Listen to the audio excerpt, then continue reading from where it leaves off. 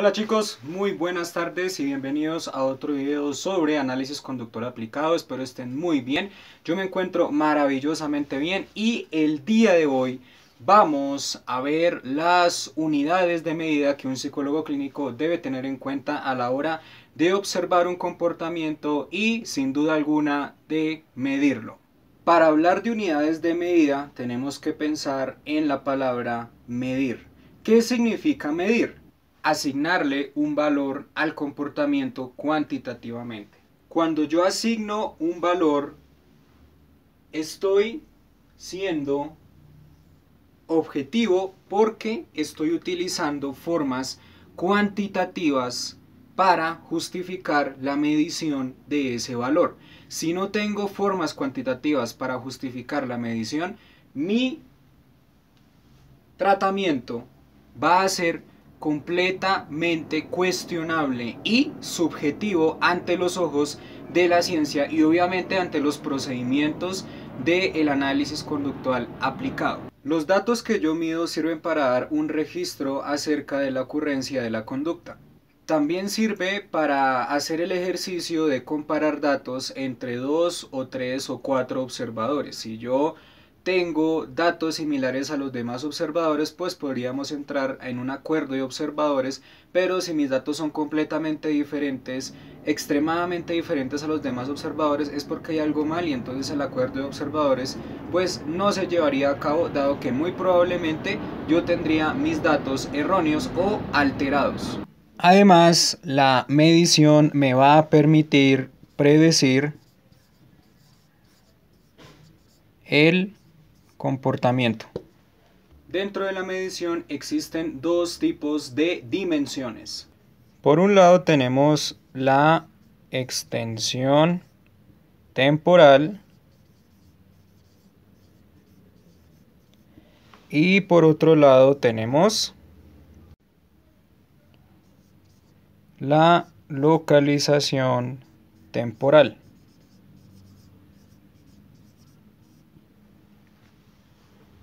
Extensión temporal, localización temporal. Cuando hablamos de extensión temporal, nos referimos a que es una extensión que se da a partir de la duración de la conducta.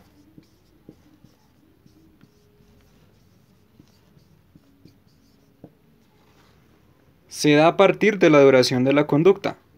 Cuando hablamos de localización temporal, estamos hablando de las unidades de medida que más nos van a importar a la hora de precisar con el concepto de medición y todo lo que necesitamos para nuestros diseños o nuestro proceso de intervención o seguimiento con nuestro paciente o con nuestro caso. Entonces, la localización temporal se da a partir de frecuencias, latencia, magnitud,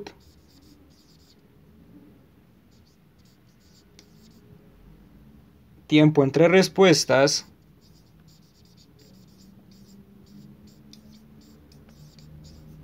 y ocurrencia.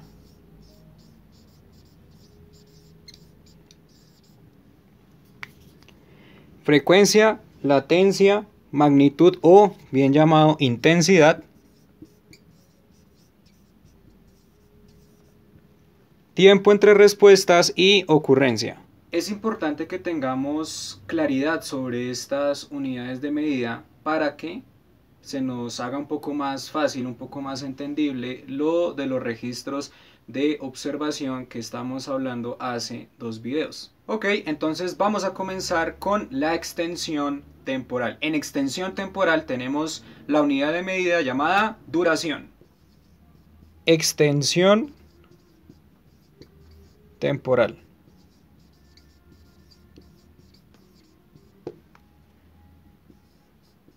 Duración. La duración es el tiempo inicial y final que ha transcurrido una conducta. Tiempo inicial, tiempo final, y aquí tendríamos la conducta, ¿correcto?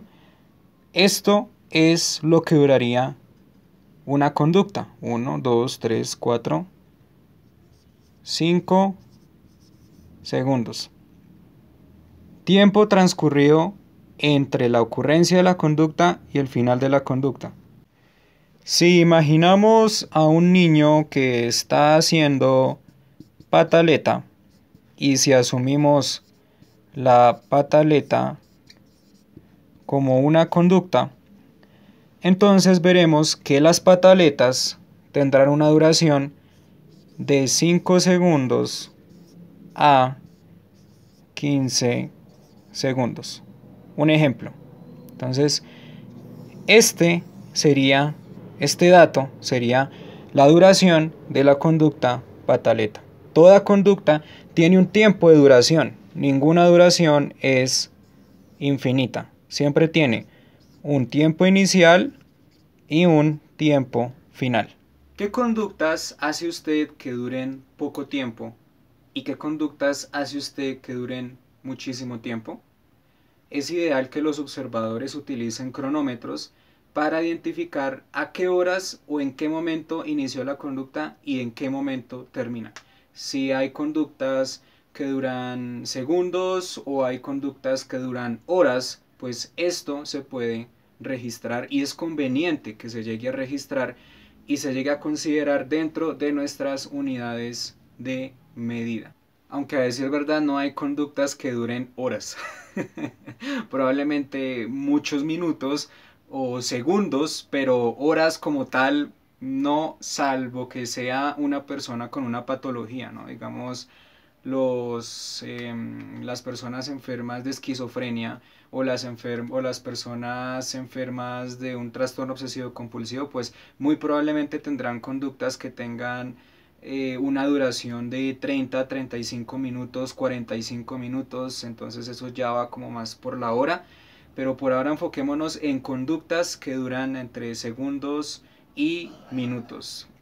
A decir verdad, ese es el concepto y esa es la esencia de duración que usted debe tener en cuenta a la hora de conocer las unidades de medida.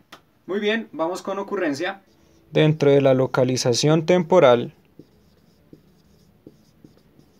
encontraremos a la ocurrencia. La ocurrencia es el conteo de veces en que ocurre un comportamiento.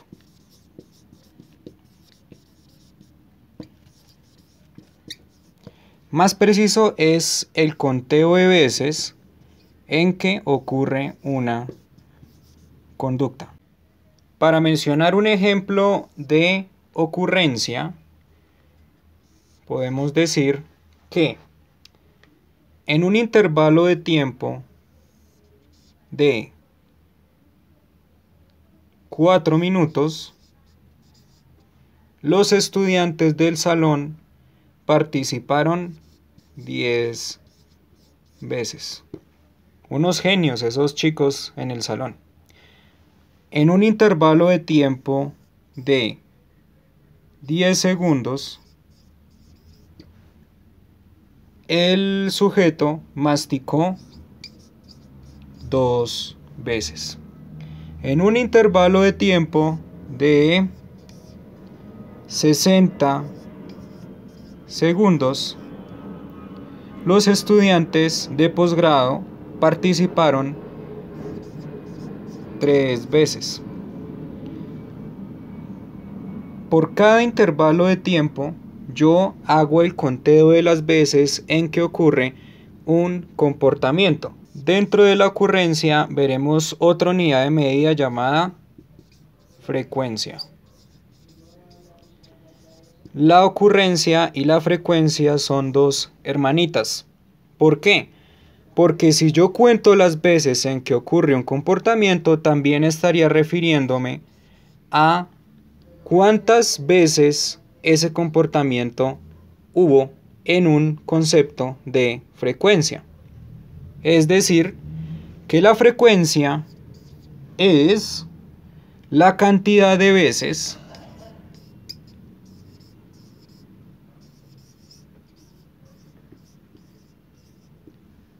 en que ocurre un comportamiento.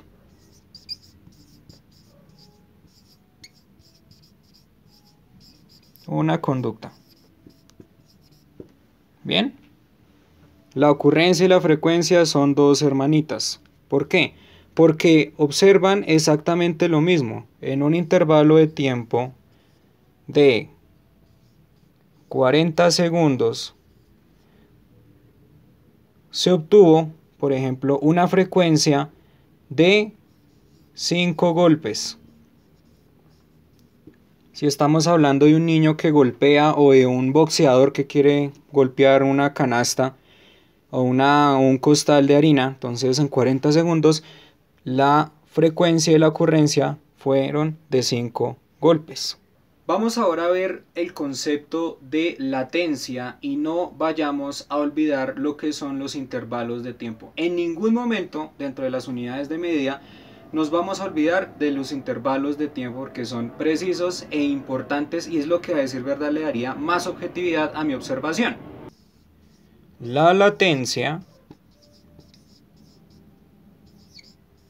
como su nombre lo indica, es el tiempo que hay antes de que ocurra la conducta. El tiempo que hay antes de que ocurra la conducta. Por ejemplo, si mi conducta es correr,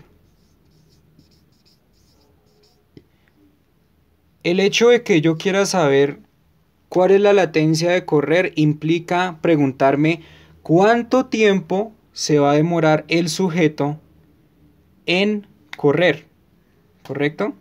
Entonces,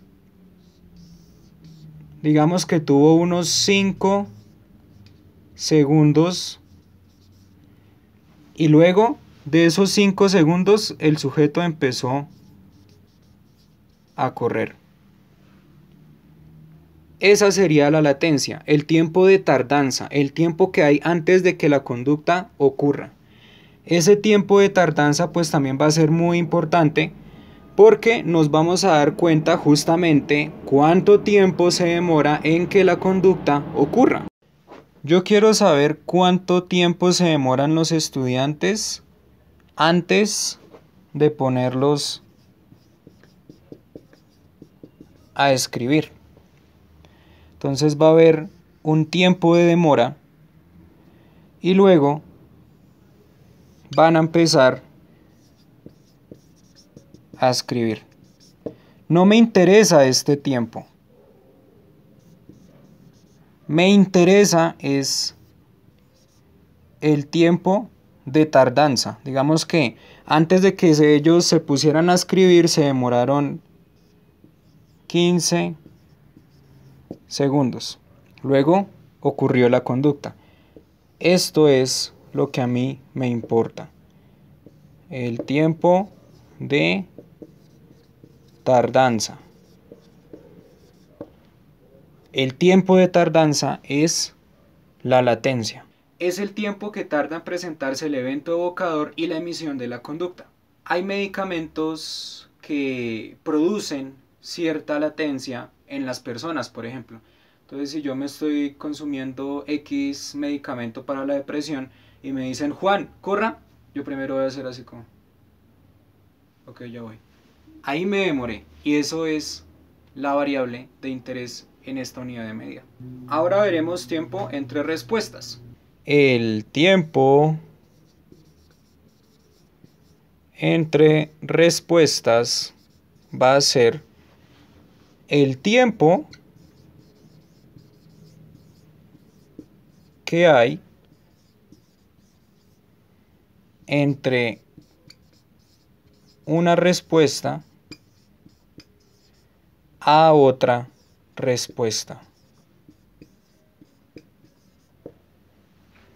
Es el tiempo que hay entre una respuesta a otra respuesta, entre una conducta a otra conducta.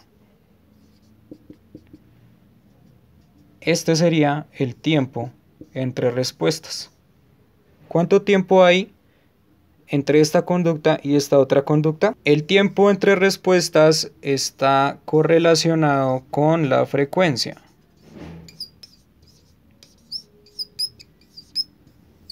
Porque a mayor tiempo entre respuestas habrá una menor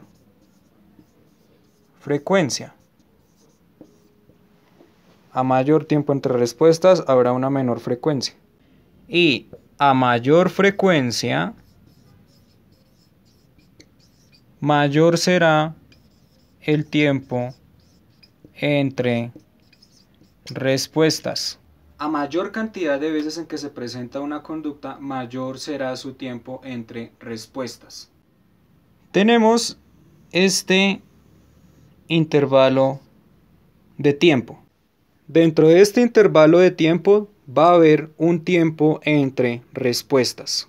La conducta se va a emitir desde el primer momento del intervalo y luego se vuelve a emitir otra vez y se vuelve a emitir otra vez y se vuelve a emitir otra vez, y este sería el tiempo que hay entre estas conductas.